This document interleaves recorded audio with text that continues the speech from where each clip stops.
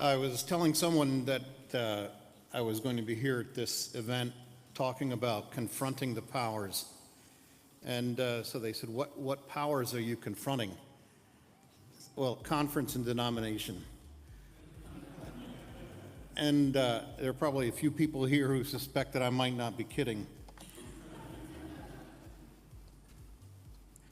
Asking a pastor that is old as I am to share a story is a dangerous thing. And you have to sort through them, especially when it comes to talking about dealing with the power of evil and Satan.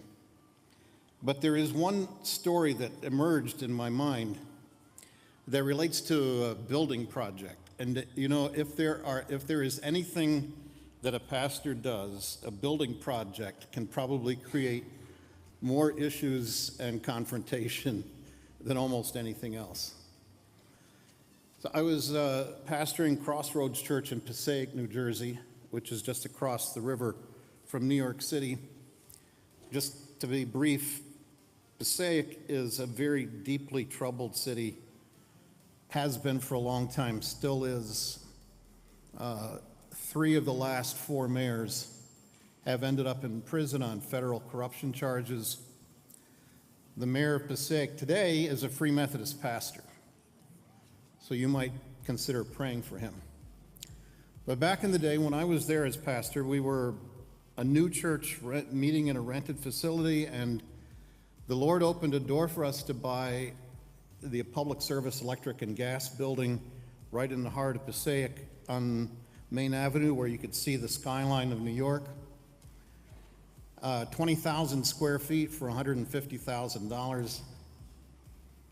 But first we had to get permission from the city to use the public parking space that was in the middle of Main Avenue to count as the parking for the church and meet the zoning code.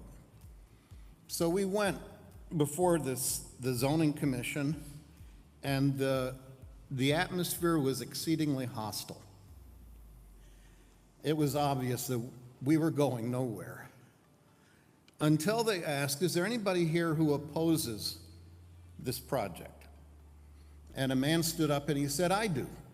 And they said, well, who are you? And he said, I own the My Way Lounge, down one door down from this church building.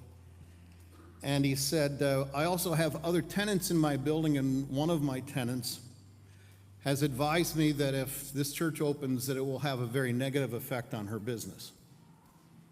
Turns out she was a spiritual reader and advisor, and she said that the presence of the church would create negative harmonics that would oppose the vibes of her business or something like that. Anyway, the more he spoke, you could see that the attitude of the board change. And by the time he sat down, they voted unanimously in support of our petition. So I was feeling really excited, and I went to the superintendent of the building commission, the building superintendent for the city of Passaic, and I said, I understand that I need to talk to you next.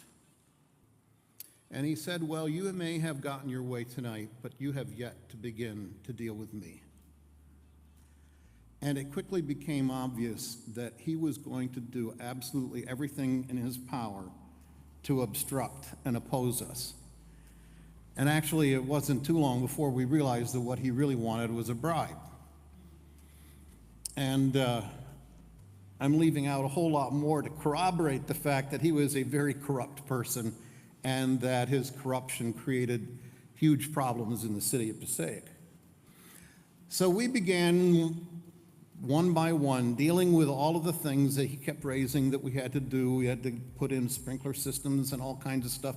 The ironic thing was the city was using the basement of that building as a homeless shelter, but we couldn't use it as a church because it didn't have a certificate of occupancy. So it was getting close, and we began praying. We even petitioned the city to let us have some prayer meetings in the building. It was, you can only imagine the urgency with which we were praying, because without a certificate of occupancy, we couldn't go forward. Finally, the date was set for the final inspection. 3 days before that inspection, I opened up the newspaper and read that he had just been arrested and was in jail on corruption charges. So I called down to the city building department, and I said, we have an inspection coming up on Friday. Is that still going? Because I see there are some changes. They said, oh yeah, we'll be there. And on that Friday morning, 4 men showed up, walked through the building 15 minutes. On the way out, I said, so when will we hear? He ripped a paper off his pad and said, you got it.